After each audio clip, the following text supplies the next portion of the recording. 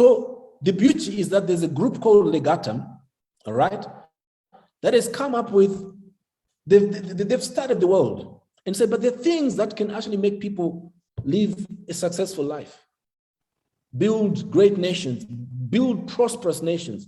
So for us to look into this 2050 that we're talking, these 28 years that we're talking about, there's some things that we've got to do. There's some things we've got to look at. Okay, so they've categorized certain areas that say, if we do these things right, as a nation, we'll get to 2050 as a prosperous nation. We can. But you know what? I don't have a master plan. 2050, forget it. Your master plan, my master, we should be able to build a Zimbabwe that is so prosperous for you, for me, for anybody else that would want to stay in this nation. People in Burundi, they can do the same and also have a prosperous Burundi. People in Kenya can do the same, have a prosperous Kenya. People in South Africa, people in Lesotho, people in any part of this so-called dark continent. All we need to do is to do the right things. So if you look at safety and security, I'm not going to read all the things that are written there. Personal freedom, proper governance, social capital, investment in our environment. You know, you walk around some of our environment. How can we be living in such dirty environments? And I know that most of us, the answer is that, but the government must do it. You know, okay, I'll come back to that. Enterprise conditions, market access and infrastructure, economic quality. Let's move ahead. So these elements are available to you and me. And as we do our master plans, we need to be looking at these things and saying that, yes, there are things that the government can do because they've been elected and put into position to be able to make those conditions available. But what I'm challenging you is that some of these things here, they've got to start in you. Start in you, then move them into your household, then move them into your community, then move them into your province, then move them into the nation. We've got to take that level of responsibility. You know, I mentioned that there are schools that have got zero pass rates, and yet we've got, you know, the 81 people connected. Some of you are the best ever in your communities.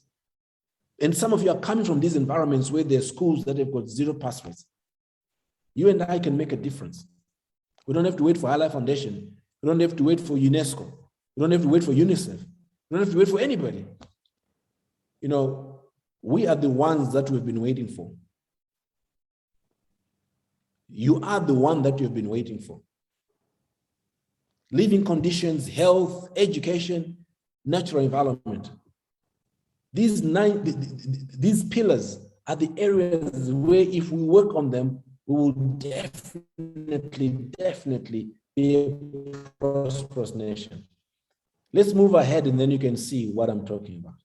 So, you know, as we move ahead, you can actually see that, you know, it's important.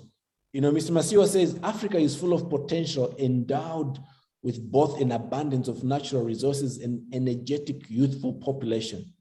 If, that's the issue, if we harness our people and our God-given assets, if we can transform our communities and build a $250 billion economy in Zimbabwe and across other African countries.